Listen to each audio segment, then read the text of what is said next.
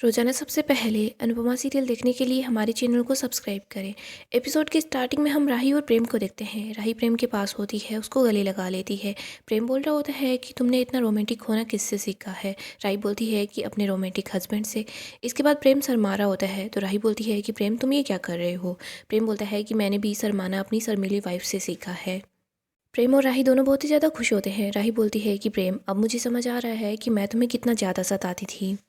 प्रेम मैं तुम्हें बहुत ज़्यादा इरिटेट करती थी ना। प्रेम बोलता है कि बीवी का काम ही होता है इरिटेट करना और नखरे करना, और पति का काम होता है कि बीवी के इरिटेशन को सहना और नखरों को उठाना। राही बोलती है ठीक है प्रेम, मैं अपना काम करती हूँ, तुम अपना काम करो। प्रेम और राही को खुश देखकर प्रेरणा को अच्छा नहीं लगता। इधर हम देखते हैं माही और गौतम प्रेरणा को ही देख रहे होते हैं। इसके बाद माही प्रेरणा के पास आ जाती है।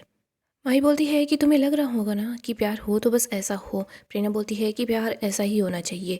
माही बोलती है कि अगर मैं ऐसा बोलूँ कि ये सब दिखावा है तो वैसे प्रेम ने है ना अपनी पसंद से शादी की थी। अब बेचारा वो कुछ बोल नहीं सकता, उसे ये सब करना ही पड़ता है। और वैसे भी राही है ना इतनी ज़्यादा कंट्रोलिंग है कि उसके साथ कोई रह ही नहीं सकता। तुम्हें इतना तो पता चल ही गया होगा। एक बात बताऊँ, प्रेम है ना वो बिल्कुल हंसना भूल ही गया था, लेकिन जब से तुम वापस आई हो ना तब से प्रेम खुश रहने लगा है। प्रेरणा प्रेम को देखती है, फिर माही को बोलती है कि तुम्हें एक बात पूछूं। माही बोलती है कि हाँ। प्रेरणा बोलती है कि तुम प्रेम और राही से इतना ज़्यादा जलती क्यों हो। तुम राही की देवरानी हो और सिस्टर भी हो, लेकिन कभी भी सिस्टर की तरह बिहेव नहीं करती। जब देखो देवरानी बनी रहती हो, कभी मोटिबा के पास जाती हो, शिकायत करती हो। इन सब से है ना तुम्हारा कैरेक्टर पता चलता है कि तुम राही से कितनी ज़्यादा इनसिक्योर हो, उससे कितनी ज़्यादा जलती हो। और रही बात प्रेम और राही की, तो वो दोनों एक दूसरे से बहुत प्यार करते हैं, एक दूसरे के साथ बहुत खुश हैं। और वैसे भी प्यार में रूठना मनाना बचपना ये सब चलता रहता है। इसी वजह से प्रेम और राही का रिश्ता है ना कभी बोरिंग नहीं होता।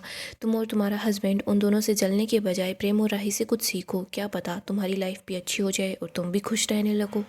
आगे हम बा को देखते हैं जो प्रार्थना के पास आकर बैठती है। इधर अंश डांस करने के लिए आ जाता है। बा बोलती है कि मैं भी अगर तुम्हारी मोटी बा के साथ गरबा करती ना तो उनको पता चल ही जाता।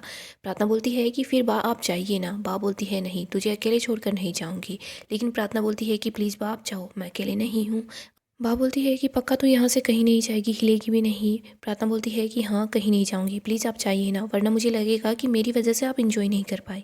हम देखते हैं बा भी आ जाती है, दोनों फैमिली साथ मिलकर गरबा खेलती है। अनु के पास रजनी का कॉल आता है। रजनी बोलती है कि तेरा मैसेज आया तो मैंने सोचा कॉल कर लेती हूँ। पहले मैं बिजी थी लेकिन फ्री होते ही तुझे कॉल किया है। अनु बोलती है कि अच्छा हुआ तूने वीडियो कॉल कर लिया, देख। रजनी देखती है कि प्रेरणा कितनी ज़्यादा खुश है। रजनी बहुत खुश हो जाती है। अनु बोलती है कि देखना एक दिन ये तेरे साथ भी ऐसे ही खुश होगी। इधर भारती और वरुण वो भी रजनी के पास आ जाते हैं, वो भी अनु से बात करते हैं। अनु भारती के गहने देखती है, वो बोलती है कि ये तो बहुत प्यारे हैं। भारती बताती है कि माँ ने बनाए हैं। रजनी बताती है कि हमारे यहाँ ये एक रस्म होती है। अनु बोलती है कि थैंक यू रजनी भारती को इतना प्यार देने के लिए। रजनी बोलती है कि भारती सिर्फ तेरी नहीं मेरी भी तो बेटी है। अनु बोलती है कि और प्रेरणा सिर्फ तेरी नहीं मेरी भी तो बेटी है। इसके बाद रजनी फ़ोन भारती को दे देती है। इधर अनु भारती से बात करती है, बोलती है कि तू खुश तो है ना। भारती बताती है कि हाँ मैं बहुत खुश हूँ। भारती बोलती है अनु ताई मैं आपको बहुत मिस कर रही हूँ, शादी के बाद मेरा पहला त्यौहार है और आप यहाँ नहीं हो। अनु बोलती है कि मैं अभी थोड़ी देर बाद आ ही जाऊँगी। रजनी बोलती है कि नहीं नहीं, अपने परिवार वालों के साथ रहे, उनको भी तो अच्छा लगेगा ना, त्यौहार है उनके साथ सेलिब्रेट कर, और भारती के साथ मैं हूँ ना। रजनी बोलती है कि इस बार की मकर संक्रांति इतनी धूमधाम से मनेगी ना कि चोल वाली ज़िंदगी भर याद रखेंगे। इसके बाद रजनी कॉल कट कर देती है। इधर रजनी भारती को बोलती है कि भारती तुम खुश तो हो ना। भारती बोलती है कि हाँ मैं बहुत खुश हूँ। मैंने पहले शुरू शुरू में सोचा था कि नेताओं से मुझे डर लगता है, इसी वजह से मुझे तो आपसे थोड़ा डर लगा, लेकिन अब सब कुछ ठीक है। रजनी बोलती है कि भारती लेकिन सारे नेता एक जैसे नहीं होते तो क्या हुआ, उनकी मजबूरी है ना वो एक जैसी होती है। कभी कभी उन्हें जनता की भलाई के लिए कठोर फैसले लेने पड़ते हैं, और कभी अगर मैंने ऐसा फैसला ले लिया तो तुम मुझे गलत तो नहीं समझोगी ना। भारती बोलती है कि नहीं माँ। रजनी भारती को गले लगा लेती है और बोलती है कि मुझे तुमसे यही उम्मीद थी। आगे हम फिर से अनु और बाकी के लोगों को देखते हैं। सब लोग गरबा खेलते हैं। इधर हम प्रार्थना को देखते हैं, उसके पास दो बच्चे झगड़ रहे होते हैं। प्रार्थना बोलती है कि अरे अरे तुम झगड़ो मत। इसके बाद प्रार्थना उन दोनों बच्चों के पास जा रही होती है। अनु देखती है कि प्रार्थना के पैरों में डोर गिरी हुई है। इधर हम देखते हैं प्रार्थना जैसे ही चलती है तो उसका पैर उलझ जाता है और वो गिर जाती है। अनु जोर से प्रार्थना का नाम चिल्लाती है। आगे हम देखते हैं प्रार्थना को साह हाउस ले आते हैं। यहाँ पर डॉक्टर भी होती है, वो बताती है कि मैंने इंजेक्शन दे दिया है, थोड़ी देर बाद इनका पेन कम हो जाएगा। क्याथी और अंश प्रार्थना के पास ही होते हैं। इधर अनु मंदिर में होती है। वो बोलती है कि कान्हा जी, मैं आपसे दिन में 100 बार बस एक ही प्रार्थना करती हूँ कि मेरे बच्चों को हमेशा खुश रखना। उनके जीवन में जो भी दुख हो ना, वो भले ही मेरी झोली में डाल दो। अगर आज मेरी प्रार्थना को कुछ भी हुआ ना, तो मैं सच बोल रही हूँ कि मैं आपकी पूजा करना छोड़ दूंगी। आप प्लीज़ प्रार्थना को ठीक कर दीजिए, उसका ख्याल रखिएगा। इधर हम बा को देखते हैं। बा रो रही होती है, बोलती है कि सब मेरी वजह से हुआ है, मुझे प्रार्थना को अकेले छोड़ना ही नहीं चाहिए था। किंजल बोलती है कि बा प्लीज़ आप शांत हो जाइए, हादसा था, हादसा कैसे भी हो जाता है। बा बोलती है कि मेरी ही लापरवाही है, मैंने देखा था कि वहाँ पर मांझे ऐसे ही पड़े हुए हैं, मैंने उसे अकेला छोड़ दिया, गलती मेरी ही है।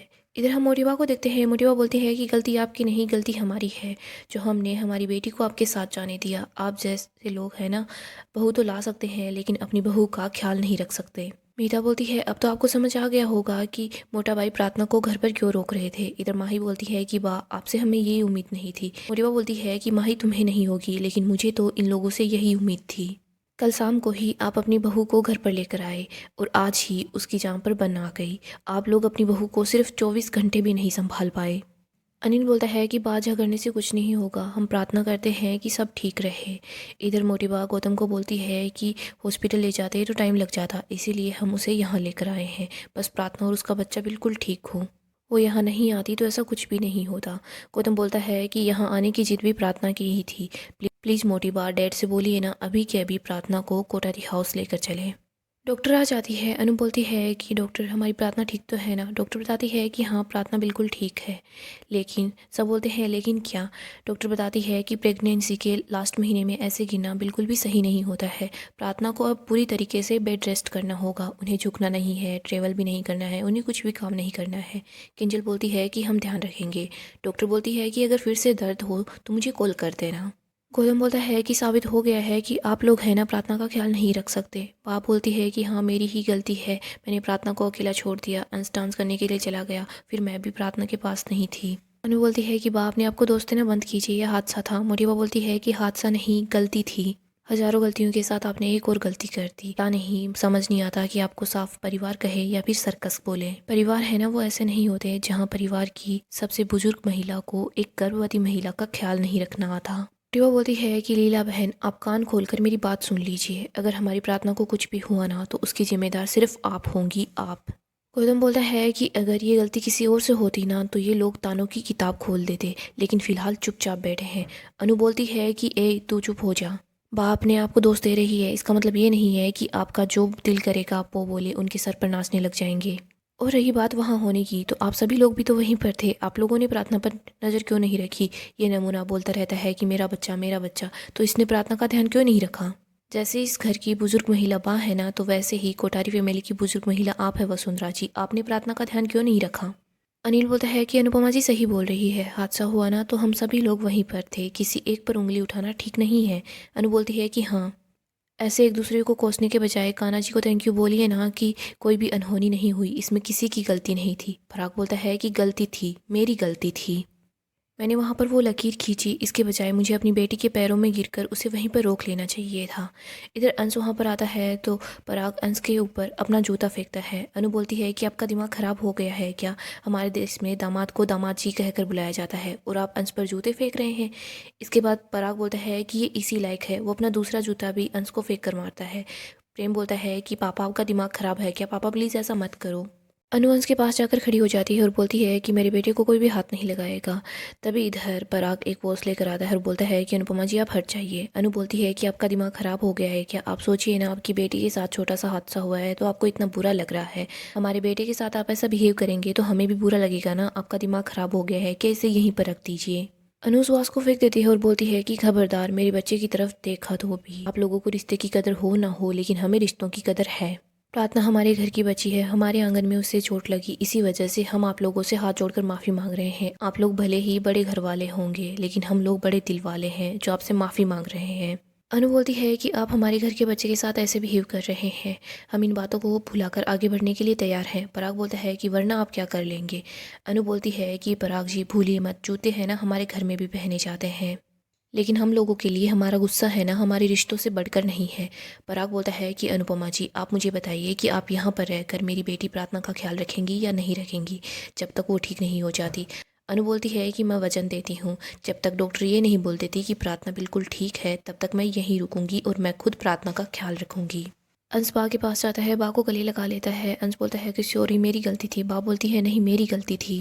मोटी बा बोलती है कि आप बस कीजिए, आप लोग और कितना ज़्यादा नाटक करेंगे। इधर हम पराग को देखते हैं, वो प्रार्थना के पास आ जाता है। पराग बोलता है कि प्रार्थना तुम्हें मैं वापस घर ले जाऊंगा, तुम बिल्कुल ठीक हो जाओगी। पराग रो रहा होता है, प्रार्थना के हाथ पर आंसू गिरते हैं। प्रार्थना नींद में ही बोलती है कि अंश तुम मत रो, मैं बिल्कुल ठीक हूँ और बेबी भी बिल्कुल ठीक है, मुझे कुछ नहीं होगा जब तक तुम मेरे साथ हो। अनुमा मेरे साथ है और बा भी आसपास होंगी ना, तब तक मैं बिल्कुल ठीक हूँ। इधर ख्याति पराग के पास आती है और बोलती है कि चलिए हम घर चलते हैं। पराग अनु के पास आता है, अनु को बोलता है कि आपने मुझसे मेरी बेटी को छीन तो लिया है, लेकिन आपने वचन दिया है कि आप उसका ध्यान रखेंगी। मैं बात से अंश से किसी से कुछ नहीं पूछूंगा, सिर्फ आप ही जवाबदेह होंगी अगर उसे कुछ हुआ तो। और हाँ, बच्चा हो जाने के बाद मैं प्रार्थना और बच्चे को घर ले जाऊंगा, आप बीच में नहीं आएंगी। आप क्या, भगवान भी बीच में आएंगे ना तो भी मैं नहीं रुकूंगा। ख्याति बोलती है कि पराग जी, पराग सबको चुप रहने के लिए बोलता है। पराग बोलता है कि मैं कुछ पूछ नहीं रहा हूँ, मैं बस आपको बता रहा हूँ और अपना वचन है ना अनुपमा जी, याद रखिएगा। अनु बोलती है कि याद भी रखूंगी और उसे निभाऊंगी भी। गाइस, डेली अपडेट के लिए आप हमारे चैनल को सब्सक्राइब करें, साथ ही साथ वीडियो को लाइक भी कर दें।